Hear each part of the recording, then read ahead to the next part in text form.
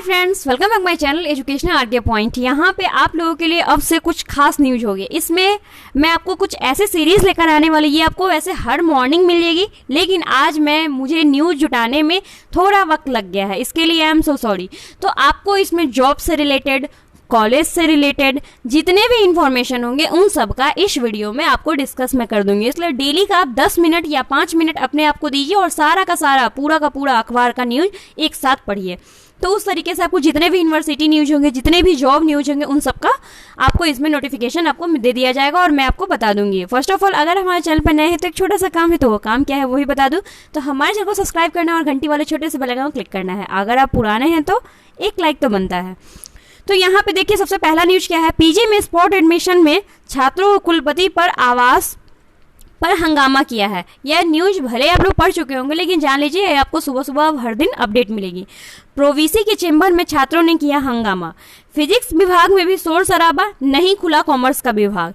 यानी कि देख रहे हैं कि पीजी में स्पॉट एडमिशन हो रहा है, वहाँ पे बहुत ज़्यादा हंगामा है। अगर आप भी लेना चाहते हैं तो जाकर ले सकते हैं। स्पॉट एडमिशन मतलब ये होता है कि जाइए और एडमिशन लीजिए, ना कोई झंझट, बस पैसे पे कीजिए और एडमिशन लीजिए। चलिए आप सेकेंड न्यूज में आते हैं। सेकेंड न्यूज आपकी जॉब से रिलेटेड है, यानी कि बीपीएससी 66 की प्रारंभिक परीक्षा की आवेदन तिथि कितने तक बढ़ी है, तो 28 तक बढ़ी है और इसमें सीटों का भी बढ़ोतरी हुआ है। तो यहाँ पे देख सकते हैं कि पहले सीट 562 था और 564 अब हो गया। फिर दूसरी बात एक बात और जान लीजिए। बहुत लोग का ये सवाल आता है कि मेरा हाइट नहीं है, तो मैं हाइट बस पुलिस विभाग के लिए और बाकी किसी के लिए राजस्व विभाग की हुआ या एसडीएम हुआ, बीडीओ हुआ, इन सब के लिए कोई हाइट नहीं है। बस आप फॉर्म भरिए और आराम से एंजॉय कीजिए। चलिए थर्ड न्यूज क्या है वो।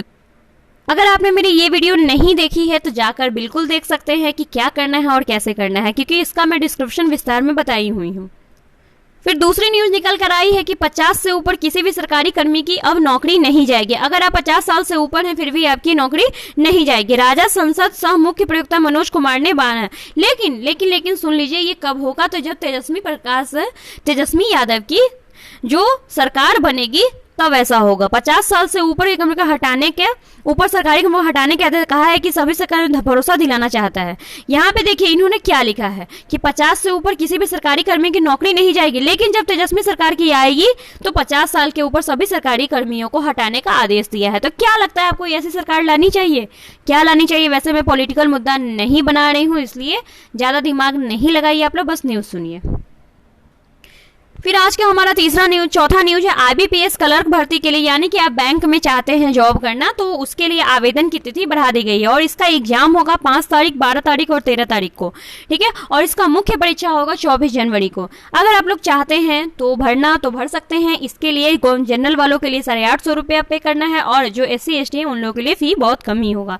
Canara bank, Indian bank, overseas bank, UCO bank, bank of India, central bank of India, इन सब बैंकों में आपकी जॉब लगेगी। तो चलिए देखते हैं अब आगे किन लोगों के लिए न्यूज है।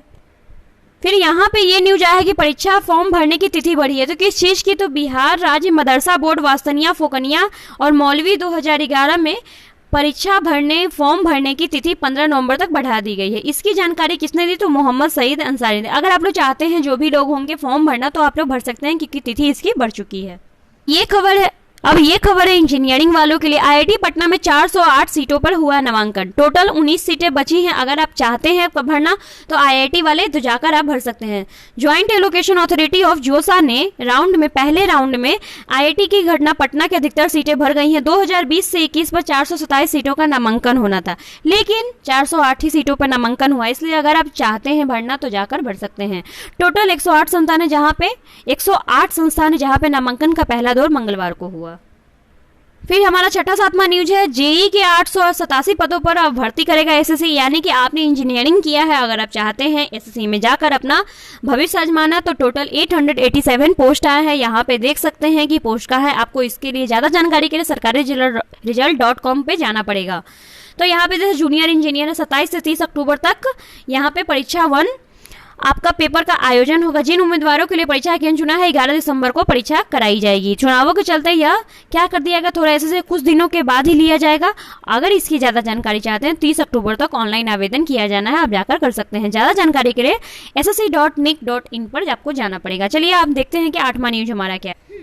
फिर यहाँ पे देखिए बीएन कॉलेज में जापानी भाषा की आप पढ़ाई होगी। अगर आप चाहते हैं कि विदेशी भाषा यानी कि जापानी सिंगविंग सीखना, तो आप जाकर सीख सकते हैं। जापानी भाषा बीएन कॉलेजों में इस बार पढ़ाई जाती है। इस बार पटना विश्वविद्यालय में मंगलवार को एकेडमिक काउंसिलिंग की बैठक में कई महत्वपूर्ण फैसले हुए, जिसमें बीएन कॉलेज में जापानी लैंग्वेज की पढ़ाई शुरू होगी। मैं आपको एक बात बता दूं, जापानी लैंग्वेज पढ़ने का एक फ़ायदा होता है कि आप फ्रेंचाइजी लेते हैं तो उसमें आप दूसरे स्टेट के लोग आते हैं, यहाँ पे बहुत सारे डॉलर देके जाते हैं, और $1 की कीमत अभी 73 रुपीज़ है। तो आप समझ सकते हैं कि अगर उन्होंने आपको $10 भी दे दिया तो भी आपके लिए बल्ले बल्ले है। तो चलिए हम आगे और न्यूज़ भी जाने। फिर हमारा ये न्यूज है, नीट रिजल्ट छात्र में पहुंचे हाईकोर्ट। महाराष्ट्र की एक छात्रा है, नीट के रिजल्ट में उसे 0 अंक दिया गया। ये भी कोई मतलब है? अरे कॉपी चेक हो रहा है कि क्या हो रहा है? तो इसलिए उन्होंने क्या किया है, मूल्यांकन विसंगति होने का आरोप लगाया है। तो ये न्यूज है 2020 से 2022 में बीएड नामांकन वालों के लिए। समस्तीपुर में टोटल 100 सीटें बढ़ाई गई हैं, यानी कि अब आपकी बीएड की जो 35,000 सीट थी उसमें 100 सीट का और इजाफा हो गया है। फिर यहाँ पे इन लोग खेल भी खेल रहे हैं, कुछ कॉलेजों को गवर्नमेंट से हटा देते हैं और कुछ कॉलेजों को गवर्नमेंट से नहीं हटा देते हैं। जो लोग मेरे इस वीडियो को देख रहे हैं उन्हें बहुत ज़्यादा, कुछ लोगों को बहुत तकलीफ है कि मैम आपने बोला था कि पटना वुमेंस कॉलेज में फ़ी नहीं लगती। तो मैं बीएड वालों एक बात बता दूँ, मैंने ऐसा कभी कुछ नहीं बोला कि पटना वुमेंस कॉलेज में फ़ी नहीं लगती।